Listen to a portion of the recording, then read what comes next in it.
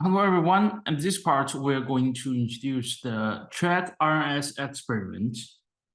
And firstly, let's see the background of this experiment. It says that a branch is connected to the aggregation router at the HQ through two ISP lines to enable communication between the branch and the HQ. Since the ISP network is involved, it's necessary to consider the service interruption caused by the ISP line exception during network design. This requirement can be realized using the track RNS technology. After finishing this lab, we hope that you can master the application scenario of track RNS, and you could master the configuration commands and status check commands for track RNS. I have already built this topology. As you can see here, we have two routers, two switches, and the switch 1, 2 are used to simulate the service provider's network. Then let's see the requirements. R1 is a branch router connect to the HQ aggregation router R2 through two ISP lines. ISP1 has a bandwidth of 20 Mbps. ISP2 have a bandwidth of 2 Mbps. So from here, we can know that the ISP1 could be the master link or the main link. The interconnection interfaces and addresses of the HQ and branches are planned as shown in the figure. So based on the parameters you can see in the figure, we should do the configuration of the interfaces IP. Right. R1 has two loopback interface, simulating production terminal address and official terminal addresses, 192.168.1.1 and 2.2. R2 have two loopback interfaces, simulating production server service and office service server, 172.16.1.1 and 172.16.2.2.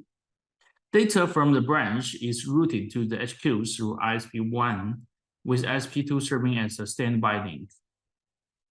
So it's an active and standby architecture. If ISP1 fails, data can be switched to ISP2 for forwarding. So to satisfy these requirements, firstly, what we should do is to configure the IP and loopback interface address on R1, R2. Then configure default and floating default routes. So first is IP address and then the static routes. And last, to ensure the connectivity, we should configure RNS, associate track with RNS, associated track with default routes. Okay. After knowing the configuration process, let's do the first step. First step is configure the IP and loopback interface on R1, R2. Let's do it on R1 first. Firstly, let's change the name of the device to be R1 and configure the IP address of loopback 0, IP address 192.168.1.1.32.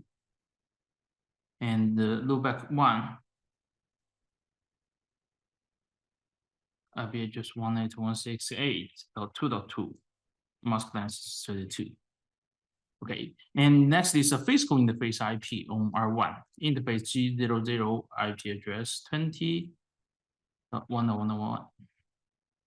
Mask length is 30, and G01 IP address is 10.1.1.1. Mask length 30. Okay, this is the configuration of IP address on R1, and on R2 is similar. I will do it.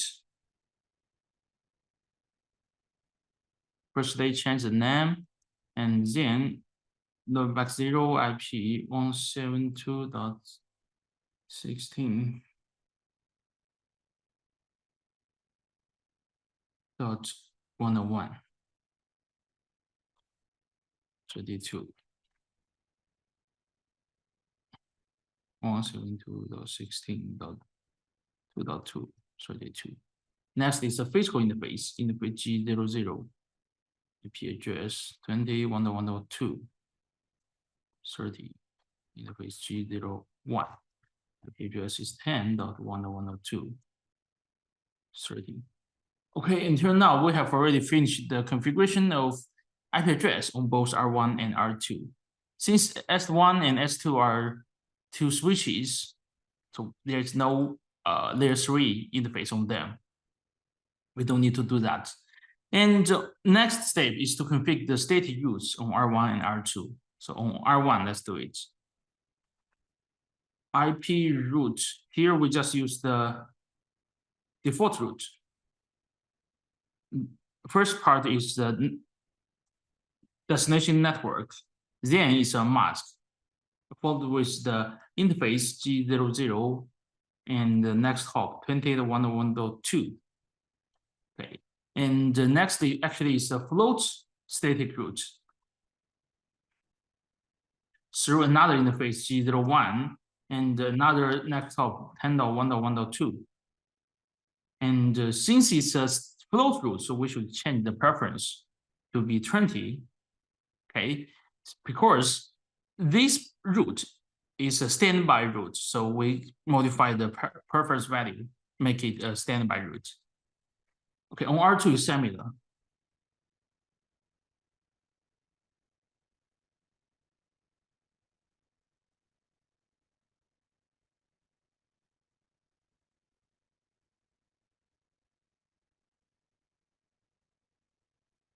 Through G01 and N1.1.1. Preference is 20. Okay, until now, actually, we have finished. We have finished the configuration of the static routes and the float routes. And the next step, let's see, track RNS configuration on R1, R2. Let's do it on R1 first. IP RNS 1. So we have enabled RNS and the now ID is 1. RCNP equal 20.1.1.2. This is the peer address, right, which is 28.1.1.2, which is on R2. Time out 5,000 means the timeout period is 5,000 microseconds, and the frequency is 6,000. Okay. Next is to enable it.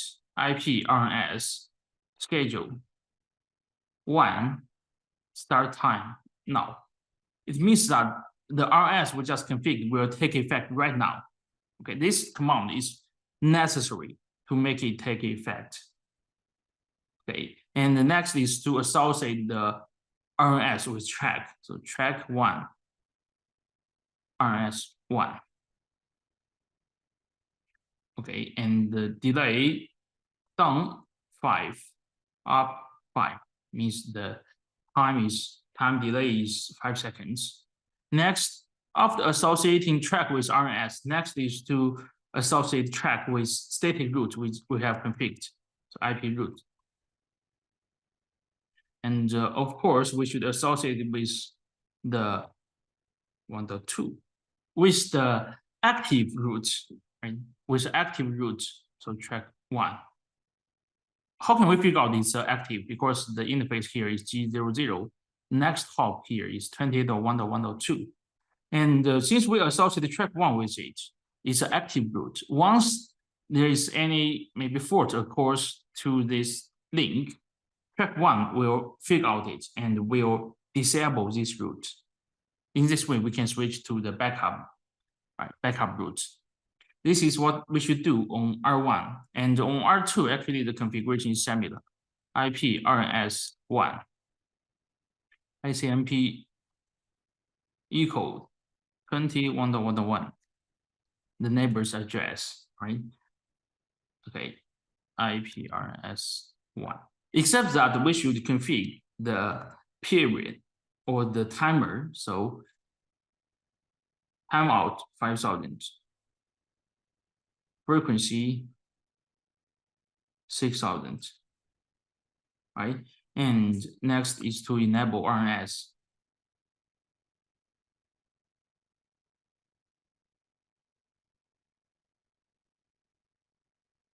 Start time now and associate RNS with track. Next, delay up 5, down 5. The last step is to associate track with the active static route.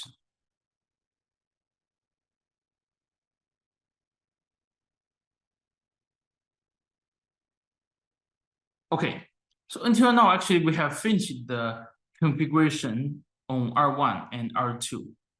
Then what we should do is to verify, to check if it takes effect or not, right?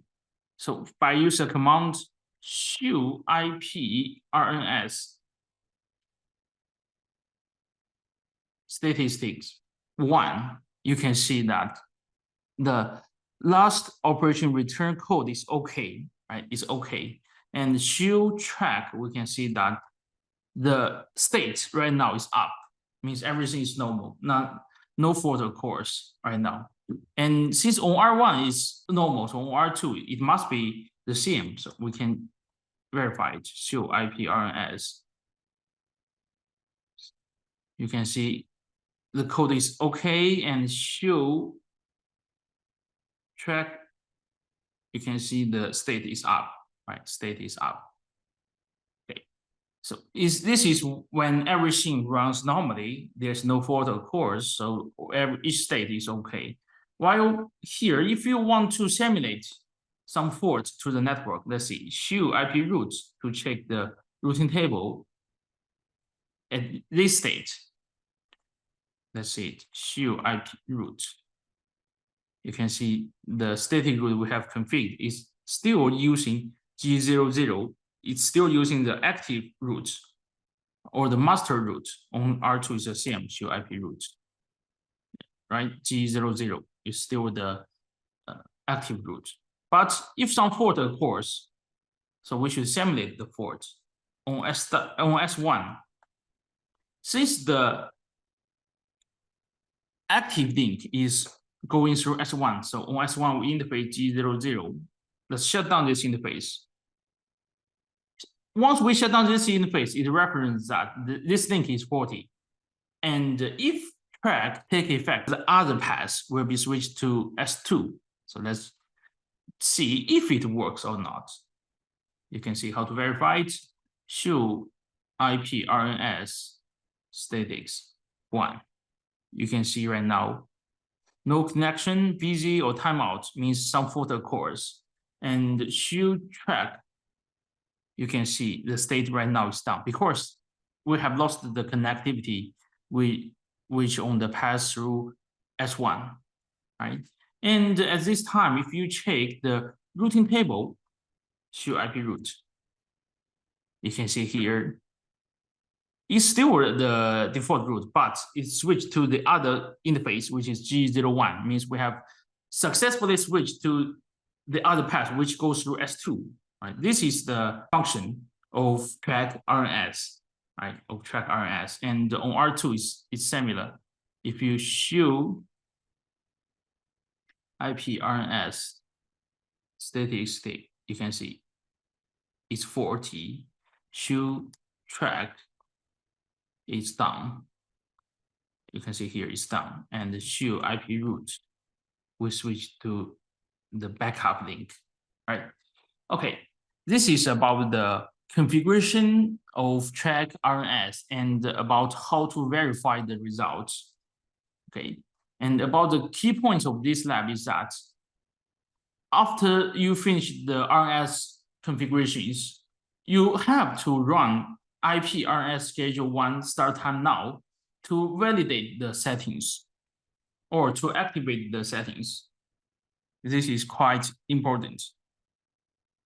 Okay, that's all for this lab.